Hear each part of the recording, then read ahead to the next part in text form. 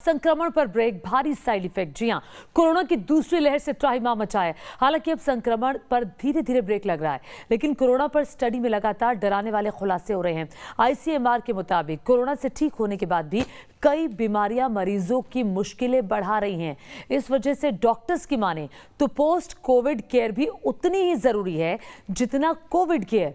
इस मुद्दे पर डॉक्टर्स के पैनल से करेंगे चर्चा, उनसे करेंगे बातचीत, इन सभी सवालों के जवाब जानेंगे। लेकिन आइए उससे पहले एक रिपोर्ट आपको दिखाते हैं।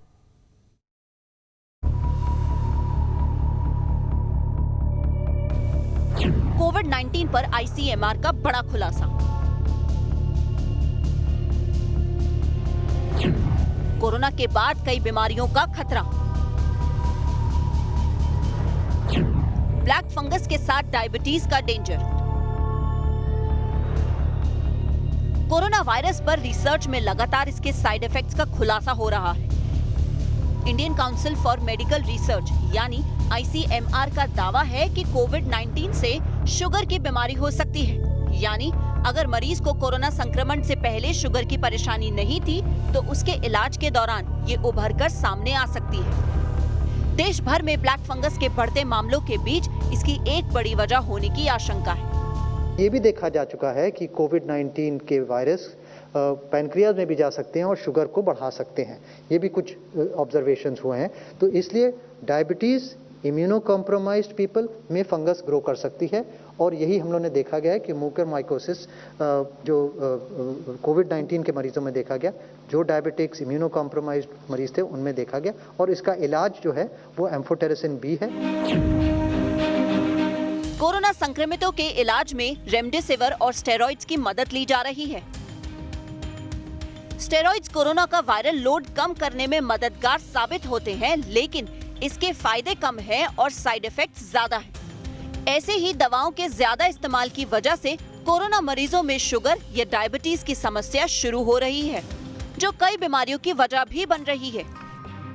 पहले से कोरोना वायरस से लड़ रहे मरीज के शरीर में ब्लड शुगर लेवल बढ़ने से उसकी इम्यूनिटी यानी रोग प्रतिरोधक क्षमता कम हो जाती है।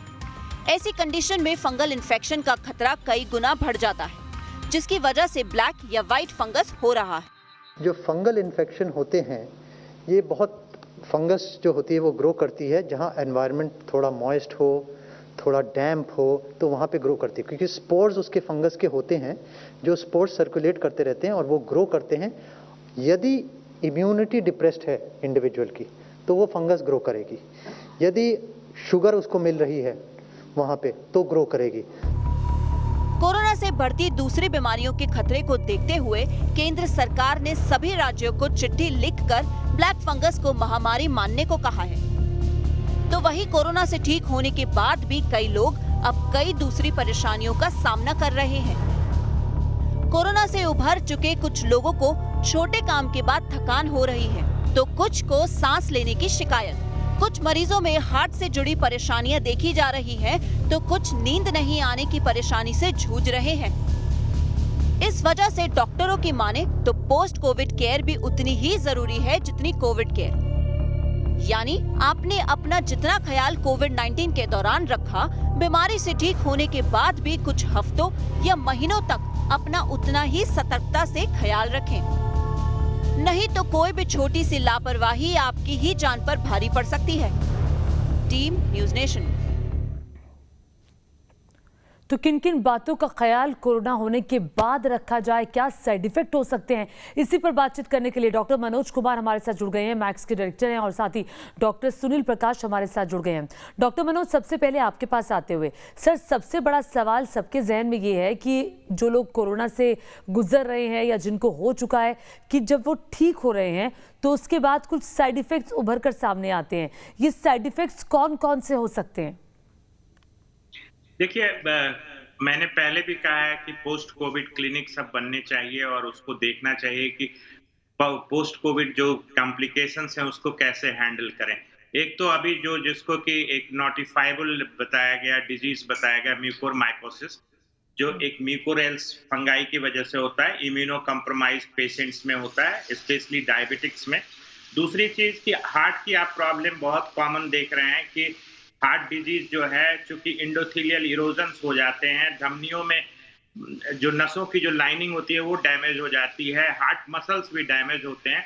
तो ये दूसरा है जो हार्ट को अफेक्ट करता है। तीसरी चीज जो अब नई बात सामने आई है कि डायबिटीज जो है, ये बीटा सेल्स जो पैनक्रियास होते हैं जहां से इंसुलिन निकलता है, वहां भी ACE2 रिसेप्टर्स होता है, जहां वायरस जाके उसको डायरेक्टली डैमेज कर सकता है, या इस वायरस के अगेंस्ट जो इम्यून रिस्पॉन्स बनती है उसकी वजह से भी ये पेनक्रियास का जो बीटा सेल्स है वो डैमेज हो जाता है। और ये बाहर से जर्मनी से भी एक रिपोर्ट आई है जिसमें इवन यंगर पेशेंट्स जो पहले नॉन डायबिटिक थे उनको भी देखा गया कि पोस्ट कोविड उनका शुगर बढ़ गया, और ये मिलता जुलता था टाइप 1 डायबिटीज जिसको बोलते हैं, इंसुलिन डिपेंडेंट डायबिटीज जैसा, बट ये जेनेटिकली डिफरेंट था। तो ये 3 मेजर चीज, एक तो फंगल इन्फेक्शन जो चाहे आप ब्लैक फंगस बोले या mucormycosis, white fungus, candidiasis, third जो सेकंड ग्रुप जो है हार्ट का इन्वॉल्वमेंट, और थर्ड जो है डायबिटीज, इन तीनों चीजों पे बहुत ध्यान रखना होगा। तो अगर इसके अर्ली सिम्टम्स हम देख लें और उसको कंट्रोल कर लें तो इस कॉम्प्लिकेशंस को रोका जा सकता है। तो वो अर्ली सिम्टम्स क्या, मैं इस पर भी आऊंगी। डॉक्टर सुनील, आपके पास आते हुए, जैसा कि डॉक्टर मनोज ने कहा कि कोरोना से ठीक हुए जो पेशेंट्स हैं उनको शुगर होने का भी खतरा रहता है, वो सिम्टम्स भी उनको आते हैं, तो ये कैसा परिस्थिति में रहता है और किन लोगों को शुगर होने का खतरा रहता है? देखिए, जो मिडिल एजेड लोग हैं, जो ओबीज हैं और जिनकी फैमिली हिस्ट्री में शुगर थी, मैं उनकी बात कर रहा हूँ अभी जिनको पहले की शुगर नहीं है। तो जो ओवरवेट लोग हैं, जिनको ब्लड प्रेशर है, जिनकी फैमिली हिस्ट्री में शुगर है लेकिन वो अभी शुगर नहीं है उनको, या हो सकता है उन्होंने शुगर के पहले टेस्ट ना कराए हो या उनकी शुगर पहले बॉर्डर पे हो, तो इन लोगों को तो खास तौर से कोरोना के बाद उनको फ्रैंक डायबिटीज होने का खतरा रहेगा। और इन लोगों को बहुत खास ध्यान देना चाहिए अपनी डाइट के बारे में, वेट के बारे में, ब्लड प्रेशर के बारे में, क्योंकि ये शुगर और ब्लड प्रेशर भी साथ साथ चलेगा। तो ये सारी चीजें फिर एक दूसरे को प्रवोक करेंगी, एक आएगी तो दूसरा भी आएगा, राहु केतु की तरह ये काम करेंगे। और जो ऑलरेडी डायबिटिक हैं तो उनमें ये कॉम्प्लिकेशन और वर्स होने की संभावना है। सही कह रहे हैं डॉक्टर मनोज। जैसा कि डॉक्टर सुनील भी बता रहे थे कि जो लोग जिनके घरों में पहले से ही किसी को शुगर है उनको हो सकता है, लेकिन महिलाएं इसकी जद में कितना आ सकती हैं और बुजुर्गों को कितना ख्याल रखने की जरूरत है? देखिए, डॉक्टर सुनील ने जैसा आपको कहा बिल्कुल ठीक कहा कि जो प्री डायबिटिक्स है उसमें जो प्रोपेंसिटी है या जो संभावना है डायबिटीज होने की, वो न्यू ऑनसेट डायबिटीज की, वो बहुत कॉमन है। बट ऐसे लोगों को भी देखा गया है जिनका शुगर जो था बिल्कुल नॉर्मल था, बट या तो वायरल्स के वजह से वो बीटा सेल डिस्ट्रक्शन हुआ या फिर इम्यून डिस्ट्रक्शन हुआ बीटा सेल्स का। और ये यंगर पेशेंट्स में भी जो जर्मनी से रिपोर्ट है उसमें करीब करीब 28 से 30 साल के लोगों के बीच में भी ये देखा गया है। एग्जैक्टली उन्होंने कॉज तो नहीं अभी फाइंड किया, बट प्रोबेबल रीजंस उन्होंने यही बताया है कि beta cell destruction either by direct viral के इफेक्ट से या इम्यून रेस्पॉन्स से होता है। महिलाएं और पुरुष दोनों में जो ये न्यू ऑनसेट डायबिटीज है इसकी संभावना समान है, बराबर है, कोई डिफरेंस नहीं है, सेक्स डिफरेंस कम है। दूसरी चीज की कितना इस्तेमाल हुआ है ये स्टेरॉइड्स का और खास करके टॉर्सिलीजुमेब, ये दोनों मॉलिक्यूल्स काफी रिस्पॉन्सिबल हैं ग्लूकोज इंटॉलरेंस पैदा करने के लिए। खास करके जब आपने देखा होगा कि जो भी ट्रायल्स हैं उन्होंने मैक्सिमम डोज डेक्सामेथासोन की 6 मिलीग्राम बताई है और 8 से 10 दिन का ही डोज बताया है, बट बड़ा ही इनजुडिशियस यूज हो रहा है स्टेरॉइड्स का, लंबे समय तक दिया जा रहा है और हाई डोजेज में दिया जा रहा है। ये भी एक वजह है न्यू ऑनसेट डायबिटीज की या डायबिटीज होने की। बिल्कुल, तभी ये कहा जा रहा है कि स्टेरॉइड्स कितना दे रहे हैं ये डॉक्टर्स को ख्याल रखना चाहिए।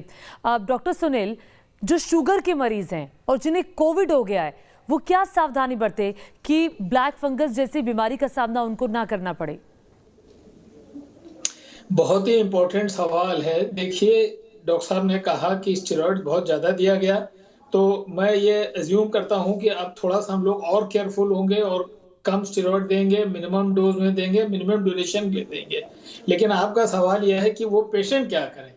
तो पेशेंट को इनिशियली कोविड में मेरी रिक्वेस्ट ये है कि एक डायबिटिक का पेशेंट हमेशा ये कोशिश करता है कि उसको इंसुलिन ना लगे। एक्यूट फेज में जब स्टेरॉइड दिए जाते हैं और इन्फेक्शन होता है तो जिनकी शुगर सामान्यतः 100-150 तक रहती है तो 500-500 हो जाती है। ऐसी सिचुएशन में उन्हें बिना डरे बिना संकोच के इंसुलिन लगवाना चाहिए और जल्दी से जल्दी अपनी शुगर को कंट्रोल रखना चाहिए ड्यूरिंग द एक्यूट अटैक। नहीं तो वेरी हाई शुगर से ये ब्लैक फंगस, म्यूकर और बहुत सारी डिजीज होने का खतरा है। सेलुलाइटिस है, जहां जहां कैथेटर लगेंगे वहां इंफेक्शन होगा, लंग में बैक्टीरियल इंफेक्शन हो जाएगा, किडनी में पाइलोनेफ्राइटिस और सारे इन्फेक्शन डायबिटिक्स में बहुत होते हैं, पैरों के इन्फेक्शन होंगे। तो एक तो मेरा रिक्वेस्ट ये है आपके माध्यम से कि इनिशियल फेज में बिना डरे अपने डॉक्टर के कहने पे, अगर उनका डॉक्टर कहता है तो अपना रेगुलर शॉर्ट एक्टिंग इंसुलिन से या बेसल इंसुलिन से अपना शुगर कंट्रोल करें, नंबर 1। नंबर 2, डाइट का ध्यान रखें। डाइट में डायबिटिक जो डाइट होती है, बहुत रिफाइंड शुगर नहीं लेना चाहिए, मिक्स डाइट लेना चाहिए और कॉम्प्लेक्स कार्बोहाइड्रेट्स लेना चाहिए। कॉम्प्लेक्स कार्बोहाइड्रेट का एग्जांपल होता है जैसे रोटी चावल, और रिफाइंड शुगर्स का एग्जांपल होता है जैसे आप कोल्ड ड्रिंक्स ले रहे हैं, पेप्सी ले रहे हैं, जूसेस ले रहे हैं, मिठाई ले रहे हैं, चाय में चीनी ले रहे हैं। तो वो ग्लूकोज जो है एकदम से शुगर रिलीज करता है और ग्लूकोटॉक्सिटी करता है, जो एकदम से 400-500 शुगर बढ़ेगा। इन सब चीजों का ख्याल रखने की बहुत जरूरत है। डाइट का आप कह रहे हैं बहुत ध्यान रखने की जरूरत है।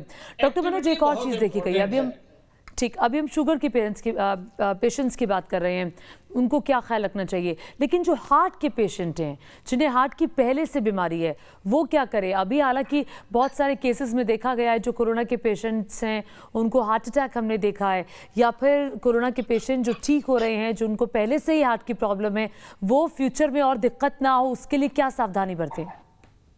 जी, मैं पहले आपको ये बताऊंगा कि जो हार्ट पेशेंट्स होते हैं जिनका पहले से या तो एंजियोप्लास्टी हो रखी है या बाईपास सर्जरी, या जिनके हार्ट की फंक्शन कम है, इनमें इस तरह की कोमॉर्बिडिटी में कोविड के जो कॉम्प्लिकेशंस होते हैं वो ज्यादा होते हैं और मृत्यु दर भी ज्यादा होती है। तो सबसे इंपॉर्टेंट चीज है कि ऐसे मरीजों को ज्यादा ध्यान रखना पड़ता है।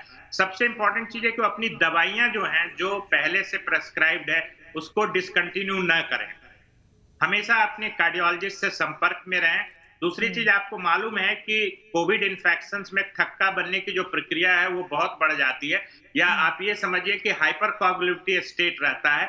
तो ऐसे स्थिति में एंटीकोगुलेंट या थक्का न जमने के लिए जो दवाइयां हैं वो डॉक्टर के परामर्श से लेनी चाहिए, और ये कोविड से रिकवर होने के बाद भी कम से कम 2 हफ्ते तक चलना चाहिए। क्योंकि देखिए, मेरा एक सवाल है, क्योंकि ये कहा जाता है और ऐसा कई बार सुना भी है, सोशल मीडिया पे इतनी वीडियोस भी आती हैं कि जो लोग बीपी के पेशेंट्स हैं, जो लोग शुगर के मरीज हैं और जो हार्ट के पेशेंट्स हैं, उन सबको की खून का धक्का ना बने वो दवाई लेनी चाहिए। क्या ऐसा है? इन सभी पेशेंट्स को लेनी चाहिए? नहीं, ऐसी बात नहीं है। मैं बता रहा हूँ कि यहाँ 2 चीजें क्लियर करना चाहता हूँ कि एक तो एंटीप्लेटलेट्स ड्रग होती है जो अमूमन हम लोग एंजियोप्लास्टी या बैलूनिंग के बाद देते हैं, वो कंटिन्यू रहती है। बट एंटीकोगुलेंट्स की जो मैं बात कर रहा हूँ, वो जो इस तरह की दवाइयां हैं जैसे एसीट्रॉम, वारफेरिन या नए न्यू एंटीकोगुलेंट्स जैसे एपिक्सावैन या डेविगाट्रन, मैं उसकी बात कर रहा हूँ। तो जो कोविड से संक्रमित होते हैं उनको ये जो दूसरे ग्रुप की दवा है जिसको ओरल एंटीकोगुलेंट कहते हैं, वो अगर मॉडरेट या सीवियर कोविड है या जांच के दौरान आपका डी डाइमर्स बहुत बढ़ा हुआ है, तो आपको 15 दिन तक ये देना चाहिए। क्योंकि प्रायर हार्ट डिजीज होने पे दोबारा हार्ट अटैक या एक्यूट कॉर्नरी सिंड्रोम होने के चांस ज्यादा होते हैं, तो ऐसे मरीजों को खास करके ओरल एंटीकोगुलेंट्स लेना चाहिए डॉक्टर के परामर्श के साथ। अगर एंटीप्लेटलेट्स का डोज कम करना है तो वो उनके चिकित्सक करेंगे।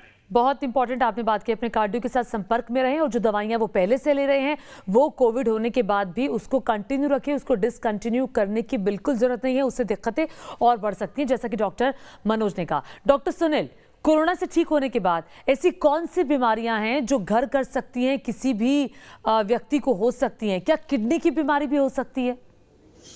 जी हाँ, ये देखा गया है। ये तो शायद आपको ऑलरेडी पता ही है कि लंग की बीमारियां काफी सीवियर हैं और उनकी क्रोनिक लंग डिजीजेज, एस्थमा वगैरह या इंटरस्टिशियल डिजीज एग्रेवेट होते हैं। मैं नेफ्रोलॉजिस्ट हूँ, किडनी की बात करते हैं। किडनी के 25% लोगों को कोरोना की इलनेस के दौरान एक्यूट किडनी इंजरी हुई है। ये डेटा पिछले साल का भी था और इस साल भी 20 से 25% लोगों को अचानक किडनियां खराब हो रही हैं, और जिनको थोड़ी सी किडनी डिजीज थी उनको डायलिसिस की जरूरत पड़ रही है। और ऐसे पेशेंट्स को बहुत तकलीफ हुई कि एक तरफ कोरोना है, उन्हें डायलिसिस भी चाहिए, क्योंकि कई डायलिसिस सेंटर उनको नहीं मैनेज कर पा रहे थे।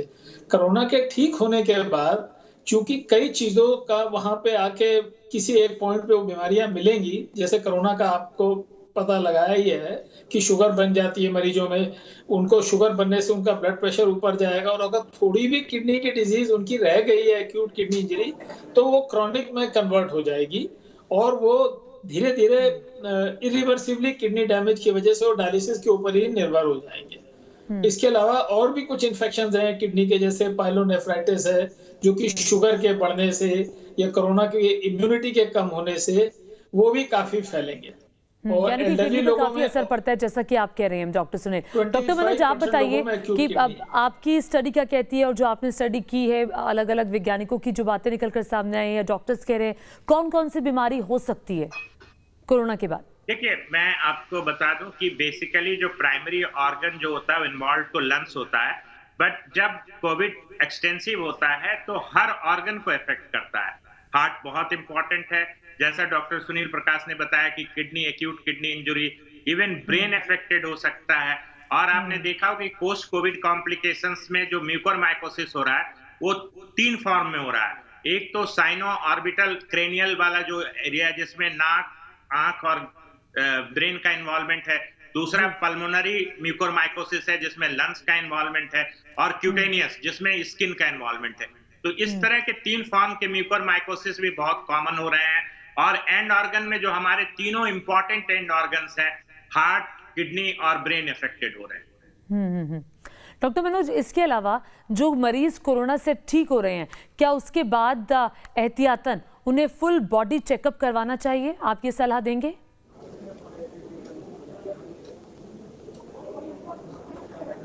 है, लीवर फंक्शन टेस्ट है, आपके जो हीमोग्राम्स हैं, ये सब चीजें तो करानी चाहिए। और फॉलोअप में जैसे जो हम लोग इन्फ्लेमेटरी मार्कर्स कराते हैं, उसमें सीआरपी, इंटरल्यूकिन 6 और साथ में डी डाइमर्स, क्योंकि डी डाइमर्स का लेवल हमें ये डिसीजन में मदद देता है कि इनको थक्का रोकने वाली दवा जो है कितने दिनों तक देनी है। तो कुछ टेस्ट जो है वेलनेस, एक कहते हैं कि वेलनेस प्रोफाइल होता है, उसको कराना चाहिए। उसमें रूटीन इन्वेस्टिगेशन वो तो ड्यूरिंग कोविड कराए जाते हैं कई डॉक्टर्स की तरफ से पेशेंट की स्थिति को देखते हुए, लेकिन full body checkup doctor Sunil कितने वक्त बाद करवाना चाहिए? देखिए, कोरोना से ठीक होने के बाद, रिकवरी के बाद, जी, कोविड की रिकवरी के बाद मेरे ख्याल बॉडी को थोड़ा स्ट्रीमलाइन अपने उसमें आने में 4 से 6 हफ्ते लगते हैं। तो अगर जैसे कि कोई और क्लॉटिंग वगैरह की दवाई चल रही है और फीवर नहीं है, कई बारी हम लोग ये भी देख रहे हैं कि 15-15 दिन बाद वापस फीवर आ रहा है और खांसी बराबर चल रही है, सांस बराबर चल रही है। तो अगर ये सब चीजें अगर ठीक हो जाती हैं तो 1.5 से 2 महीने के बाद मेरे ख्याल मरीज को एक वेलनेस का चेकअप कराना चाहिए। इस पैकेज से ये वैल्यू फॉर मनी पैकेज उनके लिए होगा, जिसके सारे अंगों के 1-1, 2-2 टेस्ट वो करवा लेंगे तो उनको काफी चीजें पता लग जाएंगी। जैसे कि हार्ट पे चर्चा हुई है, लंग का पीएफटी करवा लेंगे, हार्ट के ईसीजी, इको कराएंगे, किडनी के ब्लड टेस्ट हैं, लिवर के ब्लड टेस्ट है। ये पैकेज में सब चीजें आ जाएंगी। मरीज की बीमारी का पता लगेगा, वो रीअश्योर होगा और बीमारी पे जल्दी अमल कर पाएंगे और इरिवर्सिबली और उसको आगे डैमेज ले जाने में हम समर्थ होंगे। तो ये कराना चाहिए। बहुत जरूरी बात आपने कही कि कोविड से ठीक होने के 4 से 6 हफ्ते बाद ये टेस्ट कराएं, क्योंकि जो बॉडी है उसको नॉर्मल होने में टाइम लगता है, और ये टाइम अगर लेंगे तो फिर उसके बाद आपको अपनी एक्चुअल सिचुएशन का पता चल जाएगा। आप ये कहना चाह रहे हैं डॉक्टर साहब? डॉक्टर सुनील, एक और सवाल ये है कि पोस्ट कोविड मरीजों को डॉक्टर से सलाह कब लेनी चाहिए? क्या दिक्कतें उनको लगे कि वो डॉक्टर से सलाह लें?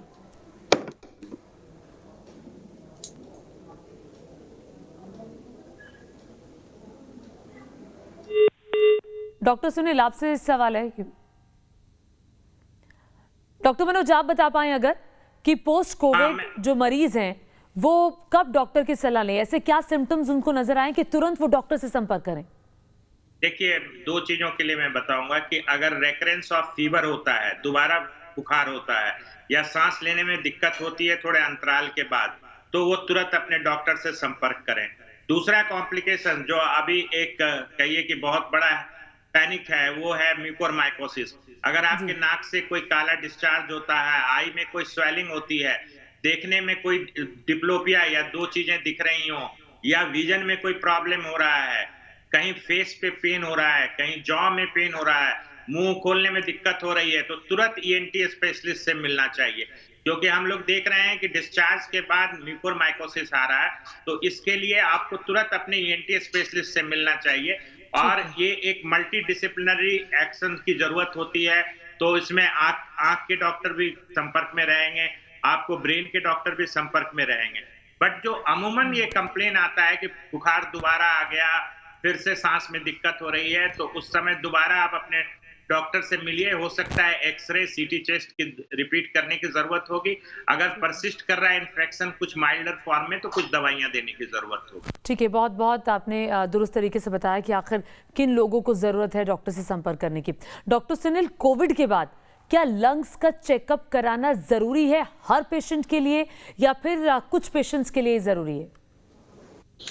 देखिए, हमारे देश में मेडिसिन को कॉस्ट इफेक्टिव होना पड़ेगा। अगर मैं कहूं कोविड के बाद सब सीटी कराएं, तो एक आम इनकम वाले के ऊपर बहुत लोड पड़ेगा।